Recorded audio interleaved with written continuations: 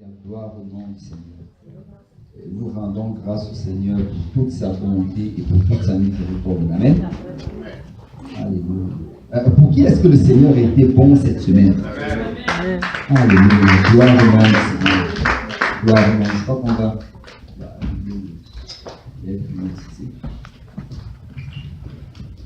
Super. On va aller dans la parole du Seigneur. Amen. On va tous se lever dans la présence du Seigneur. Alléluia, gloire au nom du Seigneur.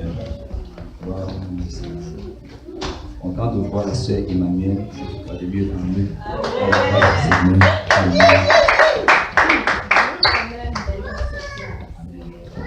Seigneur est bon. Mais il est fidèle. Amen. Vous savez, c'est une chose, la bonté du Seigneur. Une autre chose, c'est la paix. Parce que nous, souvent, nous allons être bons un jour et d'autres être bons l'autre jour. Mais Dieu, lui, il est bon. Il est bon, il est bon, il est bon, il est bon, il est bon. Et ça fait la bonté à la paix. Ah oui, c'est ça l'annonce. L'école des disciples est annulée. C'est ça. On n'aura pas l'école des disciples le mois de la semaine prochaine. Gloire au nom du Seigneur. Et on va aller dans nos Bibles.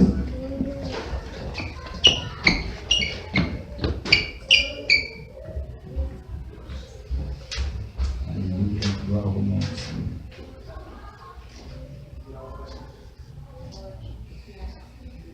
Et on va aller dans le livre de Jacques.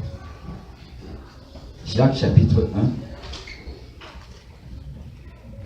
Jacques chapitre 1 à partir du verset 19.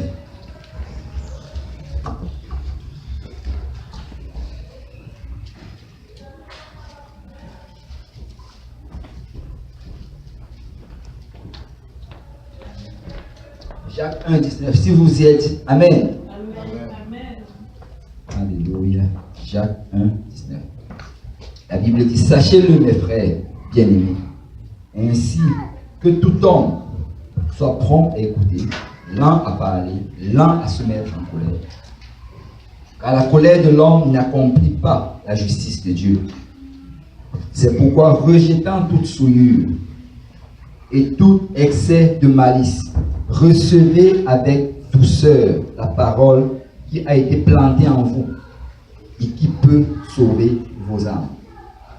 Mettez en pratique la parole et ne vous bornez pas à l'écouter en vous trompant vous-même par de faux raisonnements. Car si quelqu'un écoute la parole et ne la met pas en pratique, il est semblable à un homme qui regarde dans un miroir son visage naturel et qui, après s'être regardé, s'en va et oublie aussitôt quel il était. Mais celui qui aura plongé les regards dans la loi parfaite, la loi de la liberté, et qui aura persévéré, n'étant pas un auditeur oublieux, mais se mettant à l'œuvre, celui-là sera heureux dans son activité. Amen. Gloire au Seigneur. Avec l'aide du Seigneur, je vais prêcher sur ce message. La nouvelle ou la bonne nouvelle. La nouvelle ou la bonne nouvelle. Parce que la parole de Dieu peut être une nouvelle pour toi. Ou bien ça peut être pour toi une bonne nouvelle. Amen. Et on va pouvoir développer là-dessus. On va déposer nos Bibles, on va lever nos mains et nos voix vers le Seigneur. Alléluia. Oh Père, béni sois-tu Seigneur. Nous te louons et nous te rendons grâce. Merci pour ta présence que nous pouvons ressentir en ce lieu. Merci Seigneur. Parce que nous savons, Papa, que tu as déjà agi dans la vie de plusieurs personnes ici. Papa, nous savons que dans ta présence, il y a abondance de grâce, il y a abondance de bénédiction. Nous savons que dans ta présence se trouve de la guérison, Papa, et la délivrance. Père, nous te rendons grâce pour tout ce que tu as accompli, les choses que nous avons vues et celles que nous n'avons pas vues. Mais nous voilà, Père, alors que nous voulons entendre de ta part, où est moi le prédicateur, afin que j'annonce tes oracles, Papa, sans crainte ni faveur, mais que je parle de ta part, Seigneur, à ton peuple en ce jour. Louons-nous tous ensemble aujourd'hui afin que nos oreilles soient attentives à ta parole, que nos cœurs soient réceptifs à ta parole. Nous ne voulons pas être les auditeurs oublieux, mais nous voulons être ceux-là qui mettent ta parole en pratique afin, Seigneur, de voir le fruit se produire dans nos vies. Seigneur, touche chaque personne ici présente, Papa. Et Seigneur, que tu accomplisses exactement ton œuvre dans la vie de chacune des personnes. Et qu'on sorte d'ici aujourd'hui transformé par la puissance de ta parole et de ton esprit. C'est en ton saint nom, Seigneur Jésus, que nous avons prié. C'est l'assemblée peut dire au nom de Jésus. Au nom de Jésus. Si on peut parler nos mains pour le Seigneur.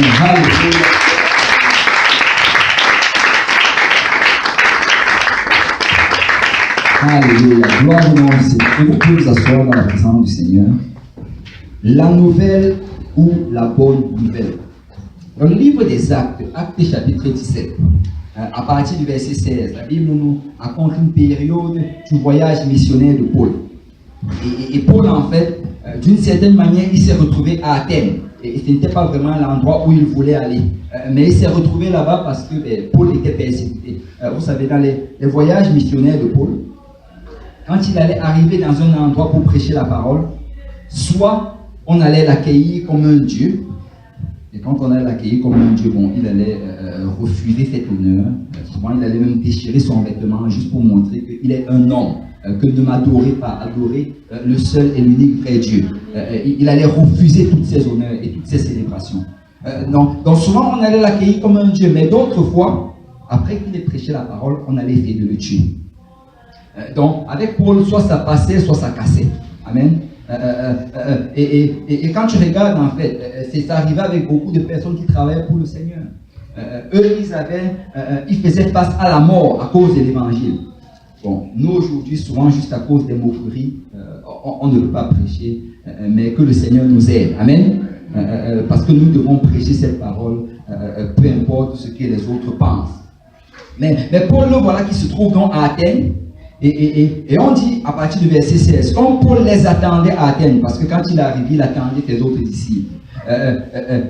Il sentait au-dedans de lui son esprit s'irriter à la vue de cette ville pleine d'idoles. Athènes, en fait, si tu connais l'histoire de la Grèce, ils avaient plusieurs dieux en Athènes. Il y a la mythologie grecque. Peut-être des gens ont déjà entendu cela. Et il avait beaucoup de dieux. Et on dit que quand Paul est arrivé, il a vu toutes ces statues, toutes ces divinités. Son esprit était irrité. Parce que quand tu sers le Seigneur et que tu es rempli du Saint-Esprit, quand tu vois des idoles, tu es irrité. Quand tu vois des gens adorer des choses mondaines, quand tu vois des gens adorer des faux dieux, il y a quelque chose qui te secoue en toi. Et il était irrité par cela. Mais regardez le verset 17. Il s'entretenait donc dans la synagogue avec les Juifs et les hommes craignant Dieu, et sur la place publique chaque jour avec ceux qu'il rencontrait. C'est malgré le fait qu'il était irrité, parce que, vous savez, dans le monde que nous vivons présentement, tu vas être irrité. Ton esprit va être irrité. On est en été. Et en été, bon, je ne sais pas, quelqu'un avait dit cela, que c'est comme si les démons, ils ont chaud. Ils sortent tous à l'extérieur.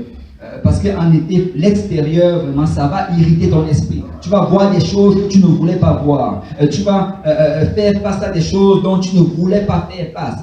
Et dans cette irritation, certaines personnes, ce qu'ils vont vouloir faire, c'est juste aller s'enfermer chez eux. Il y a des gens qui pensent que si je peux juste voyager, aller vivre avec ma famille dans la forêt, et on va être épargné de ça. Vous savez, le Seigneur ne nous a jamais appelés à être des moines. Amen. Dieu ne veut pas que nous soyons des moines. Nous devons être séparés du monde en ce qui concerne leurs pratiques, mais nous devons être en train d'essayer de les gagner dans le Seigneur. Amen. Ce n'est pas l'isolationnisme. Non. Nous sommes sanctifiés, mais nous devons essayer de tirer les gens dans le Seigneur. Et la Bible nous dit que Paul, qu'est-ce qu'il faisait? C'est qu'il allait passer du temps avec les frères et les sœurs dans la maison de Dieu. Mais après cela, parce qu'en ce moment, ils allaient utiliser la synagogue, même pour certains chrétiens, ils allaient se retrouver là-bas. Donc il allait passer du temps dans la synagogue avec les gens qui craignaient Dieu. Mais chaque jour, il allait aller dans la place publique pour évangéliser. Vous savez que Paul évangélisait. Il sortait comme on sort tous les mardis. Et il allait évangéliser. Et quand tu étudies cela, tu réalises que quand il évangélisait, il n'a pas eu beaucoup de succès dans cela. Il a juste gagné un peu de personnes. Mais tu sais, ça n'empêchait qu'il sortait chaque jour pour évangéliser. Parce que telle était la volonté du Seigneur. Et vous savez, une fois j'ai étudié la parole de Dieu, et j'ai réalisé en fait que ce passage Acte 17, 17. Ça se trouve au centre du Nouveau Testament. En fait, si tu comptes, ceux qui aiment compter, si tu ne me crois pas, va compter. Compte tous les versets qui sont avant Acte 17, 17 et tous les versets qui sont après Acte 17, 17. Tu vois que c'est vraiment au centre de la Bible. Et ceux qui étudient la Bible savent que le Seigneur ne fait pas les choses au hasard. Dieu veut que ce soit au centre de nos vies. Amen. Nous passons du temps dans la maison de Dieu, mais également dans la place publique, nous évangélisons. Amen. Nous gagnons des gens au Seigneur. Mais alors que Paul se trouvait là, la Bible dit au verset 18 que quelques philosophes épicuriens et stoïciens se mirent à lui parler, à parler avec lui. Et les uns disaient, que veut dire ce discoureur? D'autres, l'entendant annoncer Jésus et la résurrection, disaient, il semble qu'il annonce des divinités étrangères. Alors ils le prirent et le menèrent à l'Aréopage en disant, pourrions-nous savoir quelle est cette nouvelle doctrine que tu enseignes? Et ils disent donc que les gens, parce qu'il y avait beaucoup de philosophes en Grèce, beaucoup de philosophes en Athènes, quand ils ont entendu cette nouvelle chose, ils ont été intrigués par cela. Ils voulaient entendre qu'est-ce que tu as fait de raconter. Et on l'a pris et on l'a amené à l'Aréopage. L'Aréopage, c'était un lieu public où les gens discouraient. C'était en fait comme une estrade.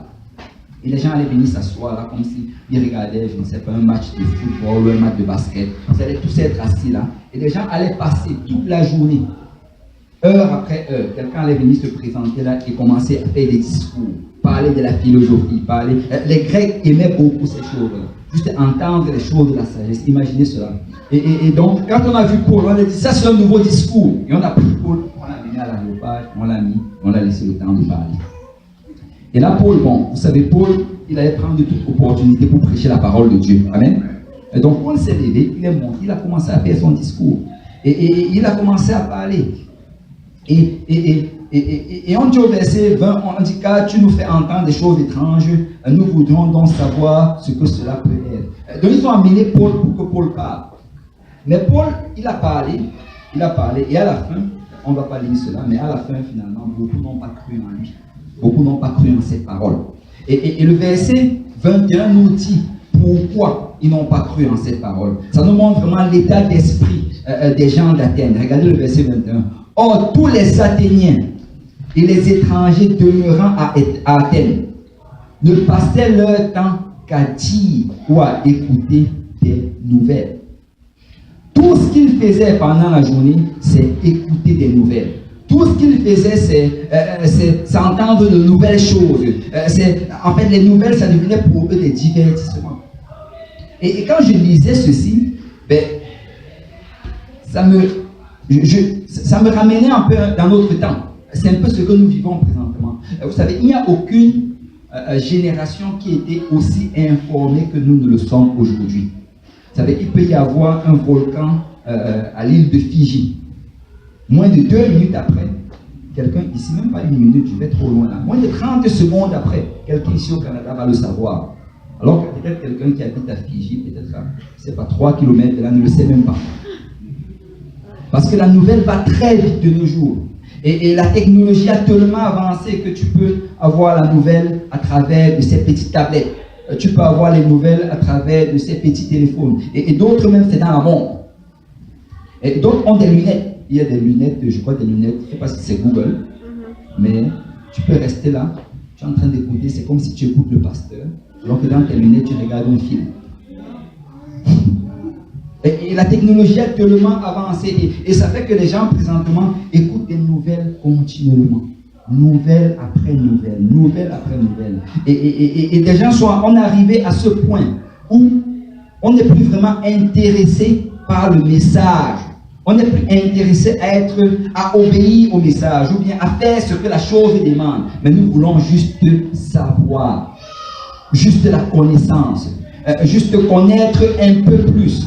Et c'est ça qui était avec le cas des gens d'Athènes. Les gens d'Athènes étaient habitués à entendre les nouvelles, entendre des discoureurs, entendre des doctrines, entendre des enseignements. Ils entendaient, ils écoutaient. Mais ça rentrait, comme on dit, dans une oreille, ça sortait dans l'autre. Parce qu'ils étaient juste intéressés par les nouvelles. Et vous savez, ça devient un très grand danger pour les chrétiens aujourd'hui. Parce que ce que nous voyons arriver dans le monde, très souvent, qu'est-ce que ça va faire? C'est que ça va frapper à la porte de l'église. Et tu vas voir des chrétiens qui vont juste être intéressés par les nouvelles. Et est-ce qu'il y a des gens ici? Bon, ce n'est pas pour accuser quelqu'un. Est-ce qu'il y a quelqu'un qui a Facebook? Il y a certaines personnes honnêtes. Et vous savez, souvent, Facebook, ça peut t'amener à un endroit où tout ce que tu fais, c'est juste avoir des nouvelles. Il y a des gens qui, je ne sais pas, ils vivent dans Facebook. C'est vraiment leur vie. La moindre chose qu'ils font, ils mettent ça sur Facebook. Tu sais, il va se lever le matin. Oh, mon visage n'est pas beau ce matin. Facebook. Il va aller pour s'asseoir pour prendre son petit déjeuner. Oh, regardez ce que j'ai préparé aujourd'hui. En fait, pour eux, leur vie sociale se résume réellement dans Facebook.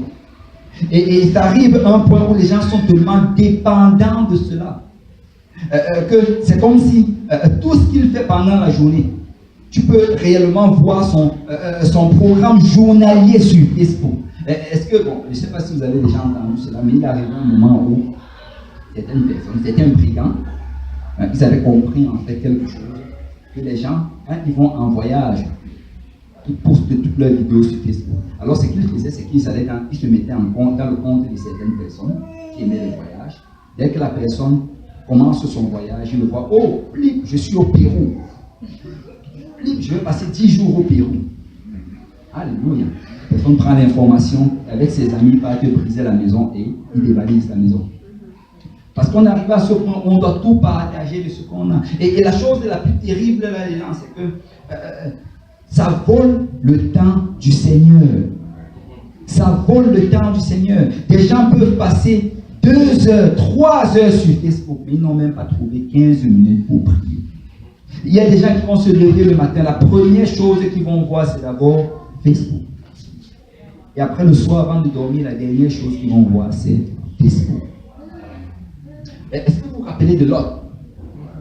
Vous savez, Lot, la Bible dit qu'il a dressé ses tentes en direction de Sodome. Donc la première chose qu'il voyait le matin, c'était Sodome. Et la dernière chose, quand il rentrait sa tente, avant de la fermer, c'était Sodome. Et devine quoi? Finalement, il s'est retrouvé à Sodome. Parce que si tu gardes continuellement le mal devant toi, si tu gardes continuellement les choses impures devant le Seigneur, et que ce sont les choses qui entrent continuellement dans tes pensées, et tu regardes toujours, qu'est-ce que mon ami a fait? Oh, maintenant, il a changé de copine. Maintenant, elle a changé de copain. Oh, maintenant, il est en train de faire ceci. Oh, vraiment. Et tu regardes cela comme si tu avais de la peine pour cette personne, comme si tu voulais prier pour cette personne, alors que c'est réellement juste pour le divertissement. Mais tu sais quoi, si tu continues à faire ces choses, finalement, tu vas te retrouver dans cela. Parce que la Bible nous dit que nos yeux, c'est la fenêtre de notre âme. Ce que tu regardes va se retrouver dans ta vie. Ce que tu permets à tes enfants de regarder, tes enfants vont finir par faire ces choses-là. Vous savez, si tu es un parent, fais attention à ce que tes enfants regardent. Fais attention à ce qu'ils regardent. Parce qu'aujourd'hui, nous sommes arrivés à un point où c'est Internet qui éduque nos enfants. Ils grandissent en apprenant les habitudes de Caillou. Et je ne sais pas, moi j'ai décidé que mes enfants ne regardent plus Caillou. Caillou n'est pas très sage. Ils ont appris beaucoup de mauvaises habitudes. C'est des grimaces que tu ne voyais pas. L'enfant fonce son visage, baisse la tête et tape le pied par terre. Ça vient de Caillou. Et on doit faire attention à ces choses-là. Parce que ces affaires-ci sont en train d'éduquer nos enfants. Et ce qui rentre dans nous, c'est très très difficile que ça sorte. Et nous sommes arrivés à un point où on permet tellement aux choses d'entrer. Et ça entre. Et finalement, on devient ce genre de personnes qui reçoivent juste des nouvelles, mais qui ne mettons jamais rien en pratique. Et ce n'est pas surprenant qu'on va venir à l'église et certains vont s'asseoir comme si c'était, comme si le pasteur était un discoureur. Et il va déclarer des choses pendant 1 heure. Et les gens vont juste écouter, et après ils vont sortir, il n'y aura aucun changement. Est-ce que vous savez à quel point c'est frustrant? C'est frustrant quand la parole de Dieu est enseignée et que semaine après semaine, la même parole est enseignée, la même vérité est donnée. Mais tu peux voir des personnes, il n'y a aucun changement dans leur vie. Pourquoi? Parce qu'ils ont transformé la bonne nouvelle en nouvelle. Juste une nouvelle comme une autre. C'est dans 2 Timothée chapitre 3 verset 6. Paul parle, et il parle de ces personnes-là en fait qui vont venir et qui vont trouver ces personnes qui aiment juste entendre les nouvelles et qui ne sont pas intéressés par la bonne nouvelle. Regardez 2 Timothée 3 verset 6. Il en est parmi eux qui s'introduisent dans les maisons et qui captivent des femmes d'un esprit faible et borné, chargées de péché, agitées par des passions de toute espèce. Et il parle des faux prophètes et des faux docteurs. Très souvent, ils vont trouver une terre très fertile parmi des gens qui aiment juste les nouvelles. Ces personnes qui, en même temps qu'ils écoutent la prédication du pasteur et l'enseignement du pasteur, ils ont une autre foule d'autres docteurs à l'extérieur. La Bible dit que ces gens-là, ils vont trouver une place fertile en eux. Et voilà comment il décrit ces femmes. Il dit qu'elles ont un esprit faible. Pourquoi faible? Faible parce qu'elles n'ont pas de vie de prière. Elles écoutent des prédications à longueur de journée. Elles écoutent des cantiques à longueur de journée, mais elles n'ont pas trouvé le temps de prier. Aucune relation avec l'Esprit de Dieu. Bornées, pourquoi bornées? Parce qu'elles sont têtues. L'enseignement qui leur est donné venant de la part du Seigneur, elles refusent d'entendre cela. Mais quand tu refuses la parole de Dieu, il y aura une autre option qui va venir.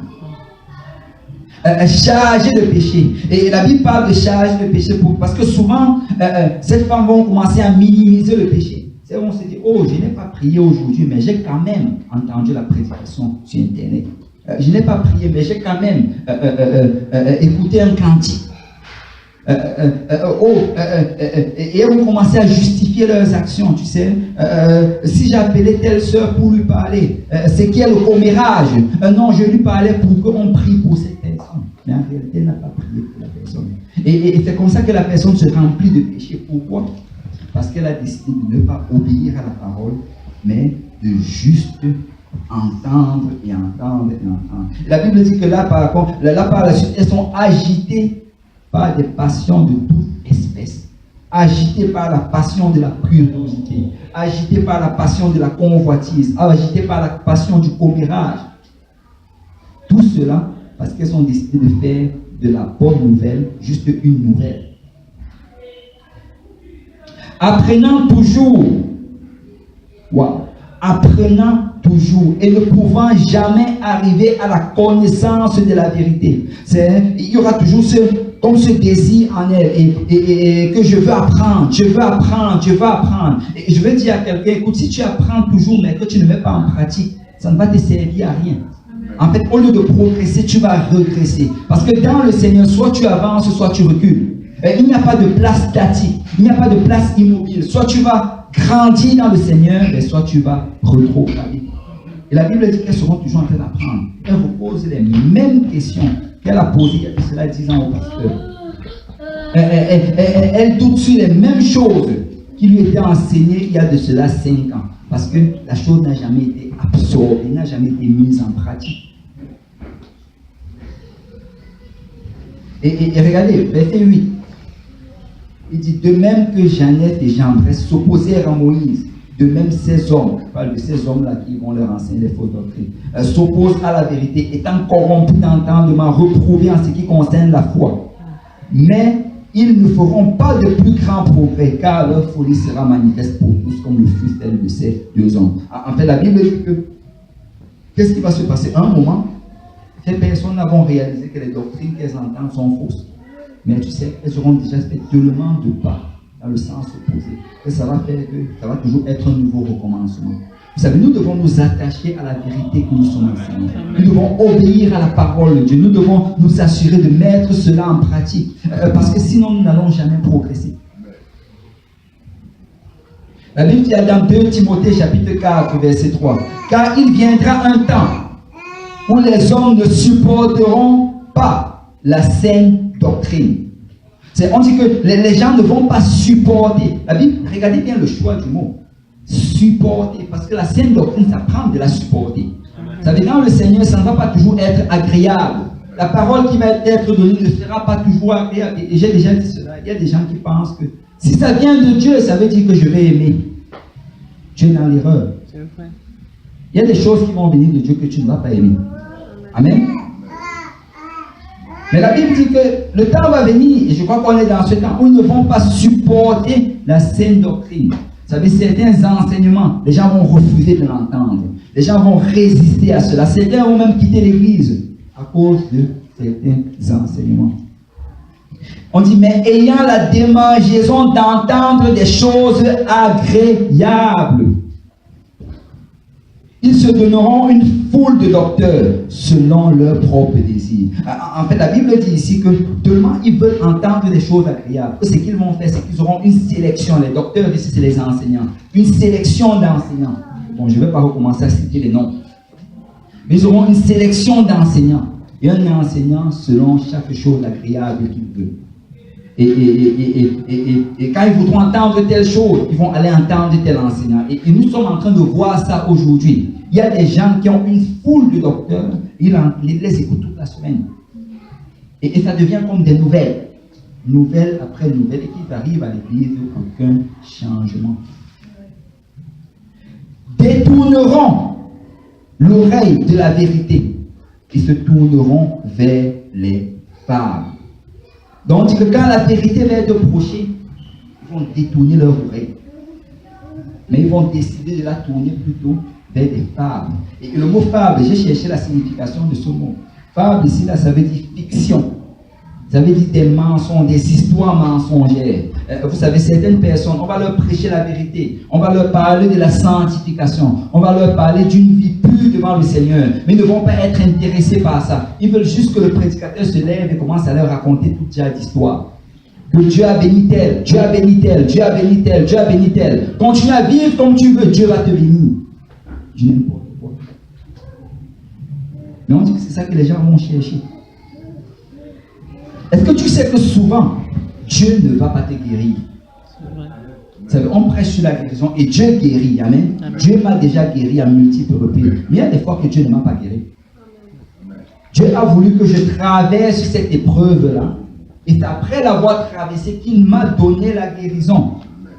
Pourquoi? Parce qu'il voulait que j'apprenne quelque chose au travers de cela. Vous savez, souvent les voies de Dieu, on ne les comprend pas. Souvent, il ne va pas te bénir. Souvent, tu vas prier, tu vas jeûner, tu vas demander quelque chose au Seigneur avec insistance. Que Seigneur, donne-moi ceci, donne-moi ceci. Mais après, le Seigneur ne te donne pas. Vous savez, si on peut le parler honnêtement, je parle en toute vérité. C'est qu'on dit souvent que Dieu va te bénir, mais souvent, ça arrive qu'il ne va pas te bénir. Dans la Bible, même Paul a prié 3 fois. Écoute, Paul a guéri les malades par la puissance du Seigneur. Paul a fait plusieurs miracles par la puissance du Seigneur.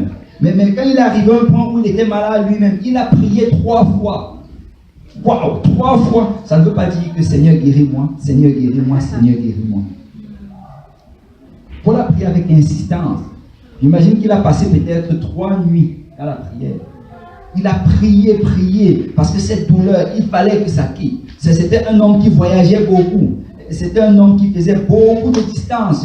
Et cette douleur, ça devait être très difficile pour l'œuvre dans lequel le Seigneur l'a appelé. Il a prié 3 fois. Mais le Seigneur lui a dit non. Si Dieu a dit non à Paul, laisse-moi te dire que Dieu peut te dire également non. Tu peux lui demander quelque chose aujourd'hui, il te dit non. Mais est-ce que ça veut dire que tu dois abandonner le Seigneur? Non. Parce qu'on doit comprendre en fait que ce dans quoi nous sommes embarqués, ce n'est pas juste un évangile de bénédiction. Amen. Mais c'est un évangile d'amour. Et j'aime le Seigneur. Peu importe ce qu'il demande de faire, je vais le faire et je vais persévérer. Qu'il donne, qu'il ne donne pas. Qu'il bénisse, qu'il ne bénisse pas. Alléluia. Je vais continuer à servir le Seigneur. Parce que je ne suis pas derrière le Seigneur juste pour la bénédiction. Vous savez, une femme qui est derrière un mari juste pour son argent. Vous savez comment on les appelle? On ne va pas le dire à l'église. Mais ça, ce n'est pas une relation qu'un homme voudra avoir. Amen. Une femme qui est juste là derrière toi pour ton argent. Parce que le jour où cet argent ne sera pas là, et la relation ne sera plus la même. Et Dieu va souvent nous mettre à l'épreuve. Souvent, il va bloquer le compte bancaire pour une semaine. Il va voir comment tu vas réagir. Est-ce que tu vas aller chercher un autre homme? Ou bien est-ce que tu vas continuer à être fidèle à ton époux?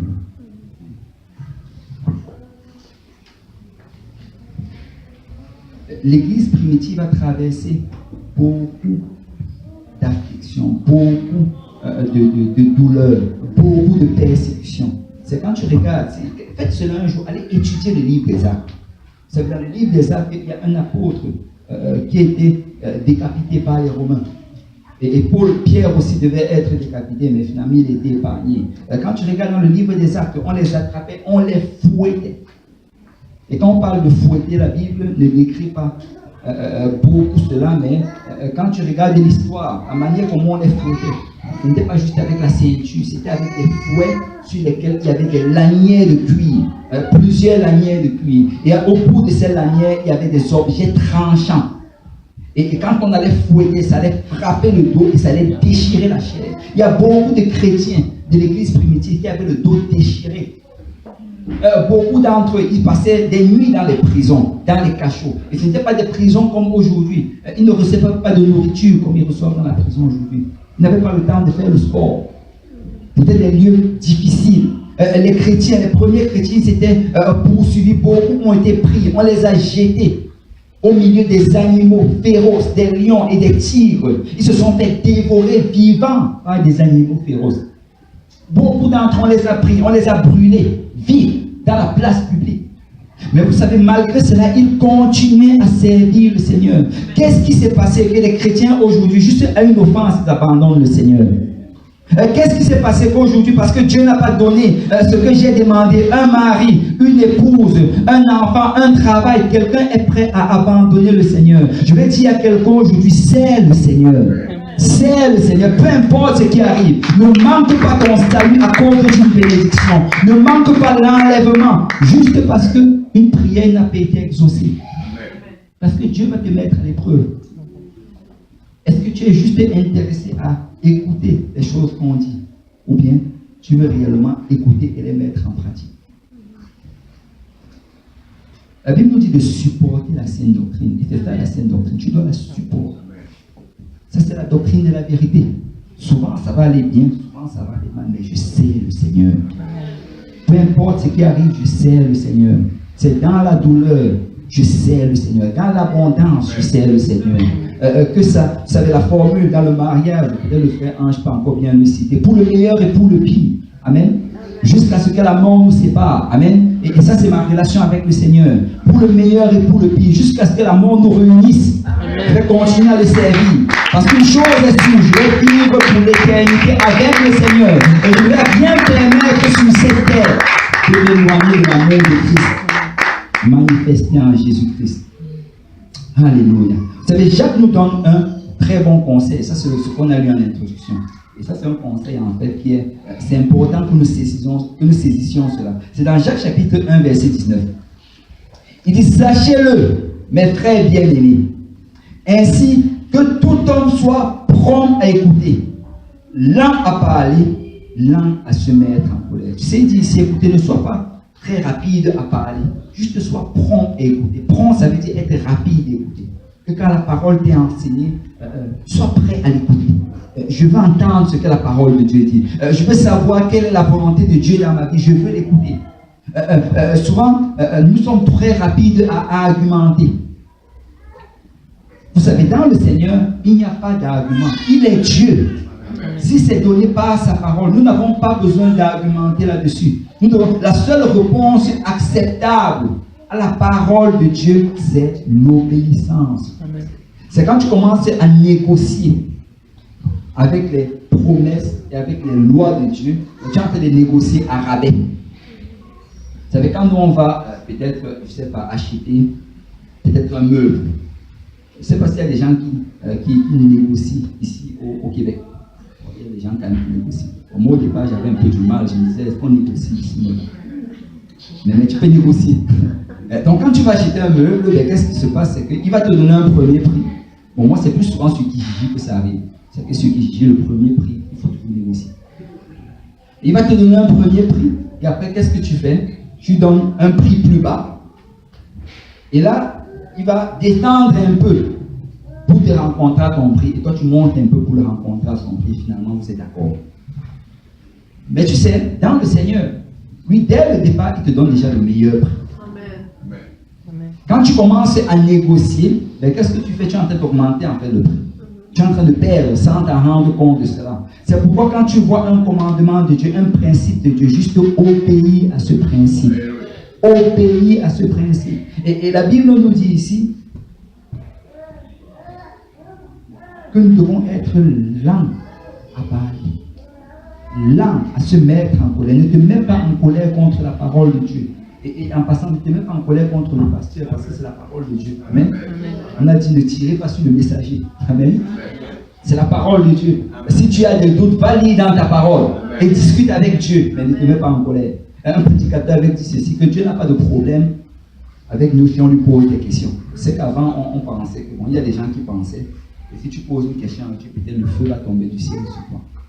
Mais Dieu n'a pas de problème avec les questions. Job a posé beaucoup de questions à Dieu. Mais il a le problème avec ton attitude quand il va te répondre. Amen. Parce que tu peux lui poser la question. Mais s'il te donne une réponse qui n'était pas agréable, tu dois le louer quand même. Amen. Amen. Tu dois le remercier quand même. Parce que dans tous les cas, tout concourt au bien de ceux qui aiment Dieu. Amen. Amen. Dans tous les cas, je vais être gagnant. Parce que c'est mon Père et il m'aime. Et tout ce qu'il a prévu pour moi, ce sont des bonnes choses. La Bible dit que je connais les projets que j'ai formés pour toi. Ce sont des projets de paix. Dieu veut te bénir. Dieu veut pouvoir pour toi. Donc même quand tu ne comprends pas, juste bénir le Seigneur. Continue à le bénir.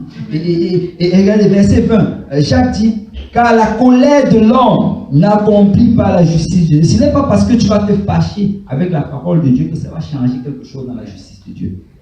Tu peux te fâcher avec la sanctification, t'énerver. La parole de Dieu ne va pas changer. Amen. Elle va rester telle qu'elle. Ce que Dieu enseigne va demeurer tel quel. Tu peux te fâcher contre le pasteur, te fâcher contre l'église, te fâcher même contre les livres, te fâcher contre les apôtres. Il y a des gens qui se fâchent même contre les apôtres. Ils disent que non, moi je préfère plutôt Pierre, je n'aime pas Paul. Ta colère ne change absolument rien. Donc au lieu de dépenser de l'énergie dans la colère, dépense de l'énergie pour obéir cette parole. Amen. Ce serait un meilleur investissement de ton énergie. Et la Bible dit ici, c'est pourquoi. Et quand Paul dit d'habitude c'est pourquoi, ou bien quand un apôtre dit c'est pourquoi, là il donne maintenant l'explication, la mise en pratique de ce qu'il venait de dire. C'est pourquoi, rejetant toute souillure et tout excès de malice, recevez avec douceur la parole qui a été plantée en vous et qui peut sauver vos âmes. Regarde, quand il parle ici de rejeter toute souillure, la souillure, c'est quoi? C'est les impuretés, les choses qui ne sont pas pures devant le Seigneur. Et qui parle d'excès de malice. L'excès de malice, c'est quoi? C'est l'excès de gain. J'ai cherché la signification de ça. Ça veut dire vouloir toujours gagner. Parce que s'il y a deux choses qui vont t'amener à résister à la parole, à résister à la bonne nouvelle, c'est premièrement la souillure. Les gens d'habitude qui vont discuter avec un principe de la parole, ben, c'est parce que dans leur vie, ils ne mettent pas ce principe en pratique. C'est si tu étais d'accord avec cela, si tu le mettais en pratique, c'est que tu allais commencer à te réjouir.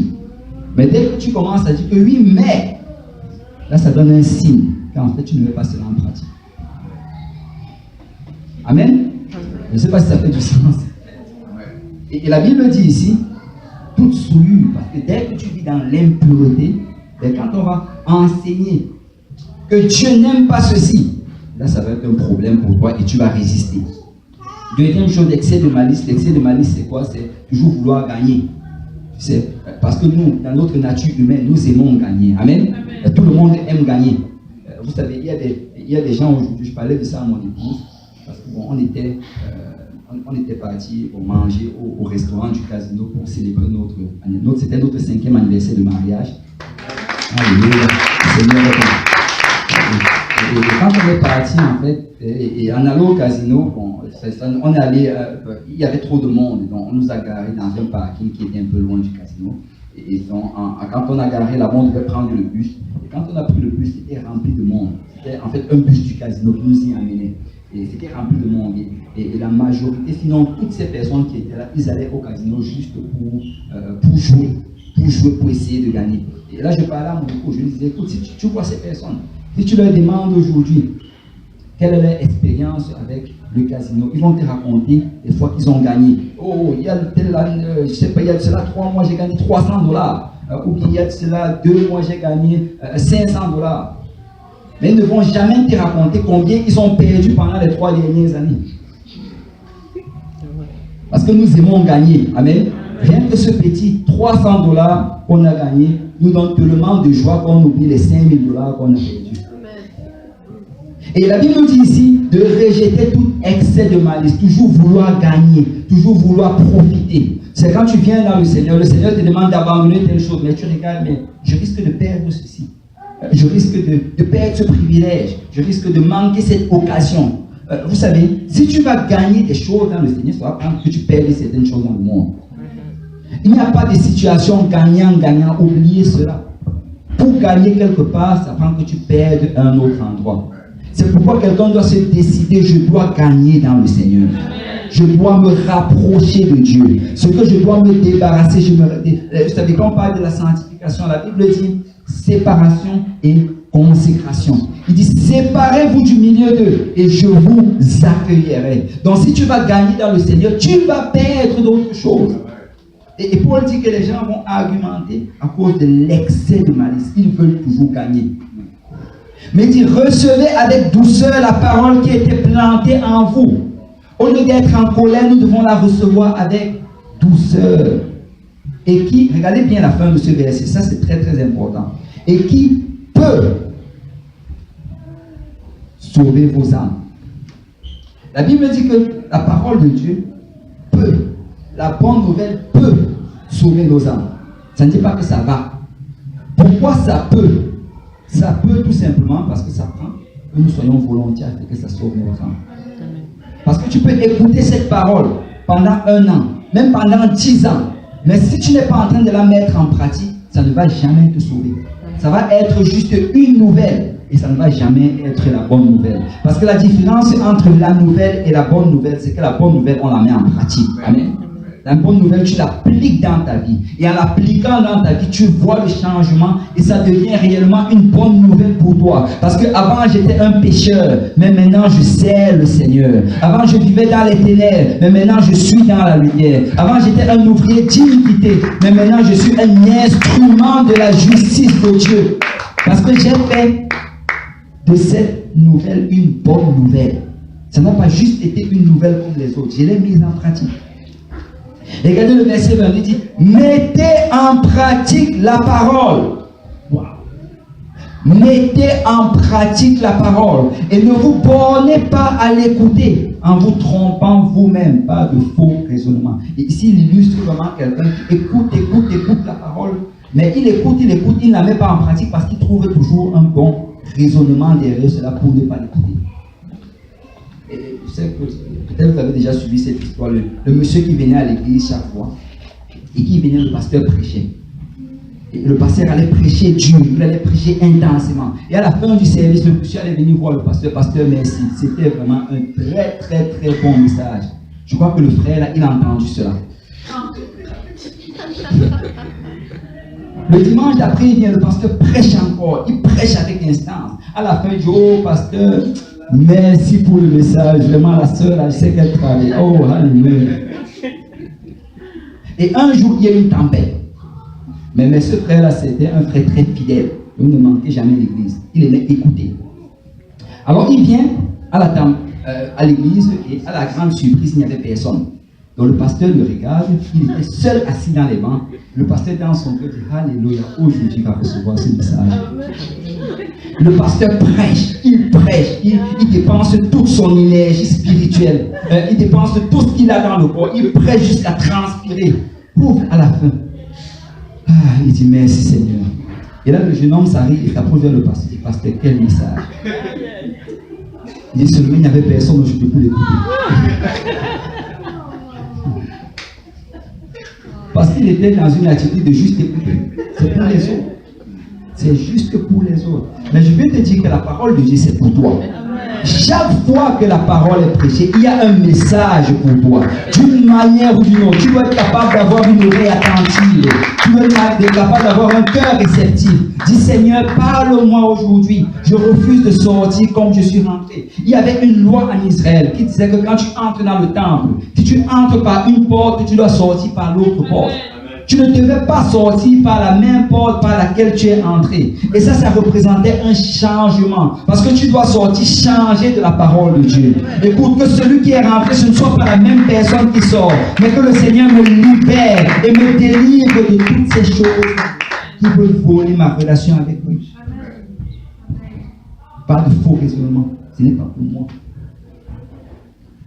Car si quelqu'un écoute, et là maintenant, regardez l'illustration, il dit, car si quelqu'un écoute la parole et ne la met pas en pratique, il est semblable à un homme qui regarde dans un miroir son visage naturel et qui, après s'être regardé, s'en va et oublie aussitôt qu'elle est. En fait, pour bien illustrer cela, Jacques donne l'exemple de quelqu'un qui se lève le matin, il se mire, comme plusieurs d'entre nous faisons, sinon tous on le fait, et là, en te mirant, tu réalises qu'il y a une crotte sur ton lit. Et là, après avoir vu cette crotte, tu continues tes affaires et tu oublies qu'il y a la crotte et tu pars juste et rien n'a changé.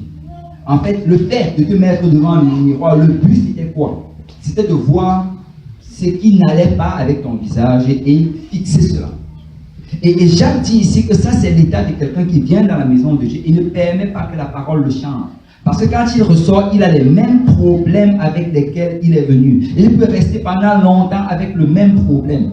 Parce qu'il n'a pas permis à la parole de Dieu changer. Regardez le verset 25.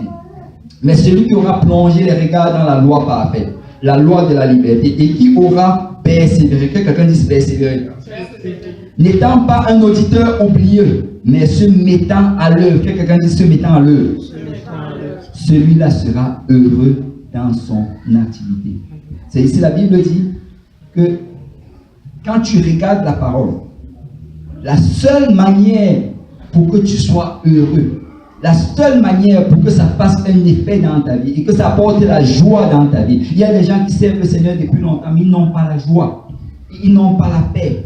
Pourquoi? Parce qu'ils ne mettent pas ceci en pratique. Ils regardent, ils écoutent la nouvelle, mais ça ne devient pas la bonne nouvelle. Et la Bible dit que la seule manière pour que tu sois heureux dans le Seigneur, pour que tu serves le Seigneur avec joie, la seule manière pour que tu prennes plaisir dans les choses de Dieu, c'est si tu persévères dans cette parole et que tu la mets à l'œuvre. C'est que tu commences à dire Seigneur, je veux mettre cette parole en pratique. Seigneur, je veux obéir à ce qui nous est enseigné. Et que quand tu essayes, si tu n'y arrives pas, tu essayes encore. C'est ça la signification de persévérer. Quand on parle de persévérer, c'est parce qu'il y a une opposition. Amen. Si on parle de persévérer, c'est parce qu'il y a la résistance. Sinon, il n'y allait pas y avoir le mot persévérer. C'est essayer de servir le Seigneur. Tu vas avoir de l'opposition. Tu vas avoir de la résistance. Ta chair va résister. Le système mondial va résister. Mais ça prend que tu pousses encore. Que tu pousses encore. Que tu avances encore. Et la Bible dit que si tu vas être heureux dans le Seigneur, c'est si tu persévères à obéir à la vérité. Tu dois persévérer à obéir à la vérité. Alléluia. Vous savez, il nous parle ici là d'auditeurs oublieux. Et oublieux, c'est quoi? C'est quand tu ne mets pas en pratique. Si tu ne mets pas en pratique, tu vas l'oublier. C'est une chose certaine. Hébreux 2, 1, car la Bible dit, c'est pourquoi nous devons d'autant plus nous attacher aux choses que nous avons entendues, de peur que nous ne soyons emportés loin d'elles. Car si la parole annoncée par les anges a eu son effet, et si toute transgression et toute désobéissance a reçu une juste rétribution, comment échapperons-nous en négligeant un si grand salut, qui d'abord annoncé par le Seigneur nous était confirmé par ceux qui l'ont entendu? Hébreux, il donne un grand avertissement ici. Il dit que nous devons nous attacher à la parole. Tu dois t'attacher à la vérité. Ça, c'est pour moi. Je dois la mettre en pratique. Il dit que quand tu t'attaches à cela, ça va éviter que tu sois emporté loin d'elle. Rappelez-vous de la parabole du semeur. Vous savez, la semence qui est tombée sur le long du chemin, qu'est-ce qui s'est passé? On dit que les oiseaux du ciel sont venus et ils ont mangé cette semence. Parce qu'ils n'ont pas absorbé la semence. La terre n'a pas absorbé la semence. Elle était emportée loin d'elle. Parce que si nous ne mettons pas en pratique, si tu dis, oh oui, mais je vais commencer à obéir l'année prochaine, le mois prochain, mais tu sais quoi? Dans une semaine, ça va partir. Même dans 2 jours. Le diable va venir enlever cette parole. Il va venir te la voler. Parce que si tu ne t'attaches pas à cela, automatiquement, ça va s'éloigner loin de toi. Il dit que car si la parole annoncée par des anges a eu son effet, ici il parle vraiment de l'Ancien Testament, ils avaient reçu cette parole par les anges. Et on dit que si ça a eu son effet, parce que Dieu, si tu connais l'histoire de l'Ancien Testament, le peuple juif, ils ont vu le jugement de Dieu tomber sur leur vie. Et la Bible dit, si toute transgression et toute obéissance a reçu une juste rétribution. Vous savez, la transgression, c'est quoi? C'est faire ce que Dieu a interdit. C'est ça la transgression. Et certaines personnes sont, oh oui, si Dieu interdit cela, bon, je ne veux pas faire. Donc, ils sont souvent corrects avec la transgression. Mais regardez, il ne s'est pas arrêté à la transgression, il met maintenant aussi la désobéissance. La désobéissance, c'est refuser de faire ce que Dieu a demandé. Donc, il a vraiment couvert tous les deux bords. Faire ce que Dieu a refusé, ou bien refuser de faire ce que Dieu a demandé, ces deux choses vont apporter une rétribution. Tu dis, oh non, je ne fais pas certaines choses. Oui, mais est-ce que tu fais ce que Dieu te demande de faire? Il dit, comment échapperons-nous en négligeant un si grand salut qui, annoncé d'abord par le Seigneur, nous a été confirmé par ceux qui l'ont entendu. Dieu appuyant leur témoignage par des signes, des prodiges et divers miracles, et par les dons du Saint-Esprit distribués selon sa volonté. C'est ce que Paul est en train de dire ici. Il dit que si nous n'obéissons pas au Seigneur, si nous faisons ce que Dieu interdit, ou bien si nous refusons de faire ce que Dieu a demandé, nous n'allons pas échapper. Pourquoi? Parce que dans l'Ancien Testament, des anges ont parlé. Ils ont reçu la rétribution de leur désobéissance. Mais vous savez, dans le Nouveau Testament, Dieu lui-même a parlé.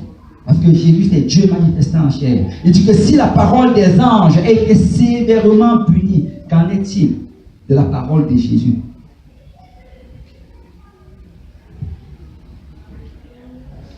On va se lever dans la présence du Seigneur. Et la Bible nous parle ici d'un si grand salut. Vous savez, le si grand salut dont on parle, c'est l'évangile. La bonne nouvelle. Et la bonne nouvelle, c'est la mort, l'ensevelissement et la résurrection de Jésus-Christ.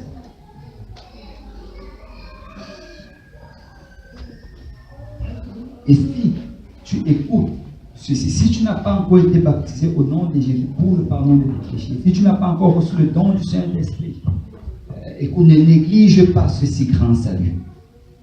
Parce que telle est la parole de Dieu, telle est la volonté de Dieu pour toi. Il a dit, celui qui croira et qui sera baptisé sera sauvé. Il a dit dans sa parole, dans Jean chapitre 3, verset 5, que si tu ne nais d'eau et d'esprit, tu ne pourras entrer dans le royaume des cieux. Vous savez, aujourd'hui, des gens entendent cela, ils prennent ces paroles à la légère. Mais les paroles du Seigneur sont véritables. Et dans l'Ancien Testament, il avait donné des lois. Ceux qui les ont brisées ont reçu la rétribution. Dans le Nouveau Testament, il donne encore sa parole. Et sa parole, ça implique l'obéissance à l'évangile. Sa parole, ça implique une vie de sainteté. Sa parole, ça implique une dévotion au Seigneur. Travailler pour le salut des âmes. Sa parole, ça implique toutes ces choses-là. Et Dieu va nous demander des comptes à son retour.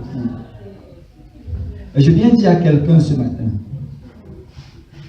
fais de la nouvelle la bonne nouvelle. Ne te laisse pas juste être de ceux-là qui écoutent sermon après sermon, enseignement après enseignement. Mais que d'une certaine manière, tu commences à la mettre en pratique.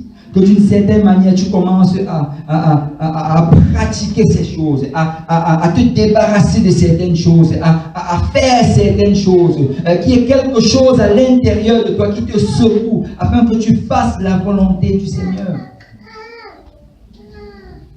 Parce que je ne veux pas juste une nouvelle, Vous savez, il y a beaucoup de nouvelles à l'extérieur. Il y a beaucoup de nouvelles. Moi, je veux la bonne nouvelle. Amen. Amen. Je veux la bonne nouvelle. Il y a ceux qui veulent la bonne nouvelle. Si on peut s'avancer, on va prendre le temps de prier. On va parler au Seigneur. Et si vous êtes ici aujourd'hui, vous n'avez pas encore obéi à l'évangile, vous pouvez être baptisé au nom de Jésus pour le pardon de vos